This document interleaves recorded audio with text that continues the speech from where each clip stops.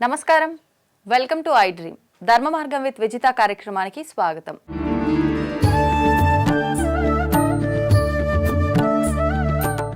ప్రస్తుతం మనతో పాటు ఉన్నారు ప్రముఖ ఆధ్యాత్మికవేత్త, ఋగ్వేద అధ్యాపకులు, ప్రవచనకర్త సంతోష్ కుమార్ గణపాటి గారు. ఇప్పుడు వారితో మాట్లాడి సంక్రాంతి విశిష్టత గురించి అడిగి తెలుసుకుందాం. నమస్కారం అండి. ఓం నమో గణపతయే. ముందుగా మన ప్రేక్షకులందరికీ భోగి, సంక్రాంతి, కనుమ శుభాకాంక్షలు. గురుగారు, సంక్రాంతి రాబోతోంది. సంక్రాంతి అనగానే అందరికీ గుర్తొచ్చేది గాలిపటాలు, భోగి పళ్ళు, భోగి మంటలు, హరిదాసులు, గంగిరెద్దుల విన్యాసాలు, ఇవన్నీ కూడా గుర్తొస్తుంటాయి. దీంతో పాటు ఇంకొకటి, మనకు సంక్రాంతి అనేది మనందరము జరుపుకునేది సంవత్సరంలో ఒక్కసారి మాత్రమే, అది కూడా ఈ జనవరి మాసంలో వచ్చేది మాత్రమే మనం జరుపుకుంటాం. కానీ ప్రతి నెల మనకు సంక్రాంతి ఉంటుంది అని చెప్పి మనం అవన్నీ జరుపుకోము. ప్రత్యేకించి ఈ మాసంలో వచ్చే ఈ సంక్రాంతినే జరుపుకుంటాము. ఎందుకని? మనం మిగతా పండుగలన్నీ కూడా ఒక రోజుకి పరిమితమయ్యి ఆ విధంగానే ఉంటూ ఉంటాయి. కానీ సంక్రాంతి అనగానే మనకి 3 రోజులుగా మనం జరుపుకుంటూ ఉంటాము. ప్రతి ఒక్క రోజు కూడా దేనికది విశిష్టత కలిగి ఉంటుంది. ఏంటి ఆ విశిష్టత గురించి తెలియజేయండి. సంక్రాంతి పండుగ ఏ విధంగా జరుపుకోవాలి, సంక్రాంతి గురించి చెప్పండి అని అడుగుతూ ఉన్నారు. సంక్రాంతి అని అంటే అర్థం ఏమిటంటే సంక్రమణము అని అర్థం అండి. సూర్యుడు యొక్క సంక్రమణం. ఏమిటా సంక్రమణము అని అంటే కనుక సూర్య భగవానుడు ఒక రాశి నుండి మరొక రాశిలోకి ప్రవేశించడాన్నే సంక్రాంతి అనే పేరుతో మనం పిలుస్తాం. మనలో చాలా తక్కువ మందికి తెలిసినటువంటి విషయం ఏమిటి అని అంటే సంవత్సరంలో 12 సంక్రాంతులు ఉంటాయి. కానీ మనం పండుగగా ఆచరించుకునేది మాత్రం మకర సంక్రాంతినే. దానికి ఏమిటి కారణము అని అంటే మకర సంక్రాంతి ఉత్తరాయణాన్ని ప్రారంభింపజేస్తుంది. అందుకనే మకర సంక్రమణం మనం పండుగగా చేసుకుంటాం. మనకు సంవత్సరంలో 2 అయనాలు ఉంటాయండి, దక్షిణాయనము మరియు ఉత్తరాయణము అని. ఉత్తరాయణము ప్రశస్తమైనటువంటి కార్యక్రమాలకి ఎక్కువగా చెప్పబడింది. దక్షిణాయనంలో మాత్రం మనం ఆ విధంగా ప్రశస్తమైనటువంటి శుభ కార్యక్రమాలు ఎక్కువగా చేసుకోం, ఉత్తరాయణంలోనే ఎక్కువగా చేసుకుంటాం. కావున ఉత్తరాయణ ప్రారంభకాలం కాబట్టి మకర సంక్రాంతిని మనం పండుగగా చేసుకుంటూ ఉంటాం. మొట్టమొదటి విషయం. ఇక మకర సంక్రాంతి పండుగ ఏ విధంగా చేసుకోవాలి అనంటే మకర సంక్రాంతి పండుగ భోగి, సంక్రాంతి, కనుమ ఈ 3 రోజులు కూడా మనం జరుపుకుంటామండి. భోగి రోజున మనం చేసేటటువంటిది ముఖ్యంగా భోగి మంట వేయడం. భోగి మంటలో మనం చలి కాచుకుంటాం. ఊరూరా వాడవాడా కూడా భోగి మంట వేసుకుంటారు. ఇందులో ఒక రహస్యం ఉందండి. భోగి మంట ఎందుకు వేస్తారు అని రకరకాలుగా చాలామంది చెబుతూ ఉంటారు. కానీ శాస్త్రంలో ఉన్నది ఏమిటో తెలుసునండి. భోగి మంట అనేటటువంటిది 2 లక్షణాల ద్వారా మనం వేస్తాం. అందులో మొట్టమొదటి కారణం ఏమిటి అనంటే బ్రహ్మవైవర్త పురాణం ప్రకారం మనం చూసుకుంటే భోగి మంట అనేది మనకు దాంట్లో కనిపిస్తుందండి. హేమంత ఋతువులో చేయవలసినటువంటి కొన్ని ప్రక్రియల్లో చలి కాచుకోవడం అంటే మంట వేసుకుని చలి కాచుకోవడం కూడా ఒక ప్రక్రియగా చెప్పారు. అది మనం హేమంత ఋతువు అంతా చేయకపోయినప్పటికీ కూడా భోగి నాడు మనం చేసుకుంటాం. అది ఒక కారణం. ఇక రెండవ కారణం మనం చూసుకుంటే కనుక మకర సంక్రమణం. ఇందాక చెప్పాను చూసారా, 12 సంక్రాంతుల్లోనూ కూడా మనం 12 దానాలు చేసుకోవాలి. అందున ముఖ్యంగా మకర సంక్రాంతిలో మనం చేసుకోవలసినటువంటి దానం అటండి కట్టెలు మరియు అగ్ని అన్నారు. కట్టెలు దానం చేయడము అనంటే ఏమిటి? ఎవరైతే కట్టెలతో వంట చేసుకుంటారో వాళ్లకు మనం కట్టెలు దానం చేయవలసి ఉంటుంది. మరి మంట దానం చేయడం ఏమిటండి? అగ్ని దానం చేయడం ఏమిటి అనంటే కనుక మనం చేస్తున్నటువంటి భోగి మంట. భోగి మంట ఒకరు వేస్తారు లేదా 2-3 కలిసి వేస్తారు. కానీ ఆ చుట్టుపక్కల వాళ్ళందరూ కూడా వచ్చి అక్కడే చలి కాచుకుంటారు. ఆ విధంగా మనం భోగి మంట రూపంలో మకర సంక్రమణ ప్రయుక్త అగ్నిదానాన్ని కూడా చేసుకుంటూ ఉన్నాము అనే విషయాన్ని గుర్తించాలి మనం. కావున భోగి మంట ఎవరు వేస్తారో, కట్టెలు తీసుకుని వచ్చి కష్టపడి ఎవరైతే మంట వేస్తారో, భోగి మంట వేస్తారో వాళ్లకు కూడా ఒక పుణ్యం ఉంటుంది. దృష్టిలో పెట్టుకోండి.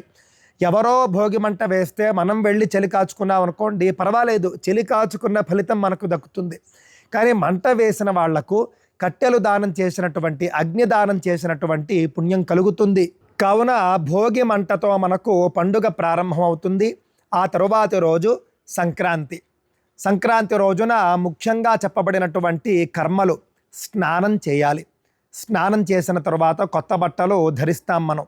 ఆ తరువాత ముఖ్యంగా దానాలు చెప్పారు. దానం చేయాలండి.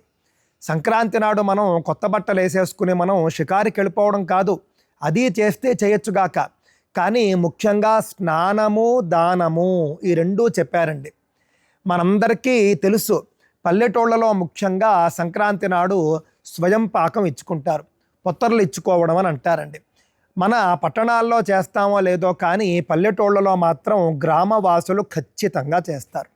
సంక్రాంతి అనంటే ఆ విధంగా స్వయం పాకం ఇచ్చుకోవడం అనేటటువంటిది పల్లెటూళ్ళలో ఆచరిస్తారు.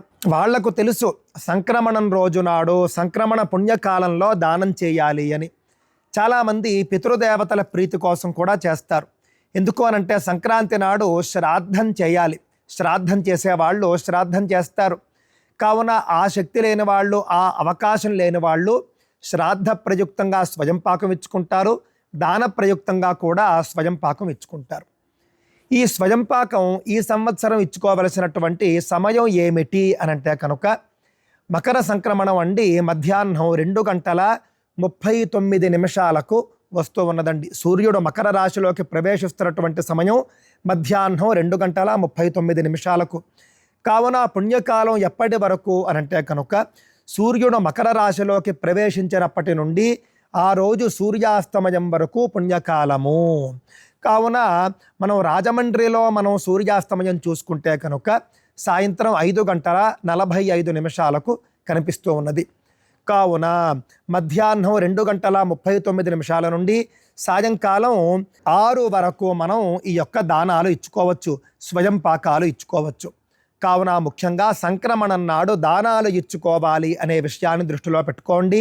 ఇందాక చెప్పుకున్నట్లుగా కట్టెలు దానం చేసుకోవడము, అగ్ని దానం చేసుకోవడంతో మొదలుపెట్టి సంక్రాంతి నాడు ఏ వస్తువు మనం దానం చేయడానికి అవకాశం ఉంటే ఆ వస్తువును దానం చేసుకోవాలి. మకర సంక్రమణ పుణ్యకాలంలో చేసేటటువంటి దానం మనకు అక్షయ పుణ్యఫలాన్ని ఇస్తుంది. మకర సంక్రాంతి నాడు అవకాశం ఉన్నవాళ్ళు నదీ స్నానం చేయవచ్చు. నదీ స్నానం కానీ సముద్ర స్నానం కానీ చేసుకుని ఆ తర్వాత ఇందాక చెప్పుకున్నటువంటి సమయంలో దానాలు ఇచ్చుకోవచ్చు. కొత్త బట్టలు కట్టుకోవడము ఇవన్నీ కూడా ఇందులో భాగాలేనండి. భోగి నాడు మనం భోగి పళ్ళు కూడా పోసుకుంటాం. ముఖ్యంగా భోగి పళ్ళు చిన్నపిల్లలకు పోస్తూ ఉంటారు. తద్వారా వాళ్లకు ఉన్నటువంటి నర దృష్టి కావచ్చు, లేకపోతే ఇతర చీడ కావచ్చు, చెడు దృష్టి కావచ్చు, అలాగే బాలారిష్టాలు కావచ్చు, ఇవన్నీ కూడా పోయి వాళ్లకు సకల శుభాలు కలుగుతాయి అని చెప్పేసి భోగి పళ్ళు కూడా పోయడం ఉంటుంది. భోగినాడు సాయంత్రం చేస్తారు. ఆ తర్వాత భోగి సంక్రాంతి అయిపోయింది. సంక్రాంతి తరువాత రోజు కనుమ అంటామండి. నిజానికి మనం సంక్రాంతి తరువాత రోజున మాత్రమే కనుమ అంటాం, కానీ మనకు 5 కనుమలు అంటారు, పంచ కనుమలు ఉంటాయి. అందులో మొట్టమొదటిది సంక్రాంతి తరువాత రోజు. అలాగే శవదాహే, గ్రామదాహే అని కూడా చెప్పడం జరిగింది. శవాన్ని దహనం చేసినటువంటి తరువాత రోజు కూడా కనుమ అనే అంటారు. అలాగే గ్రామ దహనం కనుక ఎక్కడైనా జరిగితే, గ్రామం ఎక్కడైనా కాలిపోతే ఆ తరువాత రోజు కూడా కనుమ అని చెబుతారండి. అలాగే శక్తి ఉత్సవం అంటే గ్రామదేవతల జాతరలో జరుగుతాయి చూసారా, జాతర తరువాత రోజు కూడా కనుమ. అంతేకాకుండా సపిండీకరణము అని మనిషి మరణించిన తరువాత దహనం చేసుకున్న తరువాత 11వ రోజు చేస్తారు సపిండీకరణం అని. ఆ తరువాత రోజు కూడా కనుమ. సంక్రాంతి తరువాత రోజు, గ్రామ దహనం జరిగిన రోజు, అలాగే శవదహనం చేసినటువంటి రోజు, జాతర చేసుకున్నటువంటి రోజు, సపిండీకరణ చేసుకున్నటువంటి రోజు, ఈ 5 రోజులకు తరువాతి రోజును కనుమ అని అంటారండి. ఈ 5 కనుమల్లోనూ కూడా ప్రయాణం ఎట్టి పరిస్థితుల్లోనూ చేయకూడదు. కనుమ నాడు కాకి కూడా ప్రయాణం చేయదు అని ఒక నానుడి ఉన్నది. కావున కనుమ నాడు ముఖ్యంగా మనం ప్రయాణం చేయకుండా ఒక చోట మనం స్థిరంగా ఉండిపోవాలి. కనుమ నాడు రైతులు ముఖ్యంగా పశువులకు ఉత్సవాలు చేసుకుంటారు. పశువుల్ని కడగడం కానీ, అలాగే పశువుల్ని అలంకరించడం కానీ, ఉప్పు చెక్క అని చెప్పేసి అడవికి వెళ్ళి రకరకాల వస్తువుల్ని, చెక్కలను తీసుకుని వస్తారు. రకరకాల మూలికలను తీసుకుని వస్తారు. తీసుకుని వచ్చి ఆ మూలికలను ఉప్పుతో కలిపి దంచి ఒక పదార్థాన్ని, ఆహార పదార్థాన్ని తయారు చేస్తారు. తినకపోయినా కూడా పశువులకు బలవంతంగానైనా సరే ఈ ఉప్పు చెక్కను తినిపిస్తారు.